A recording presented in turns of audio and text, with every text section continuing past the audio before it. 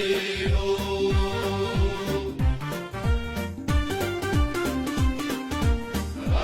ركي وانسوا علينا habeenkii waanu dhaqaynaa intuu dhimaya hay sharcigu dhaqaaq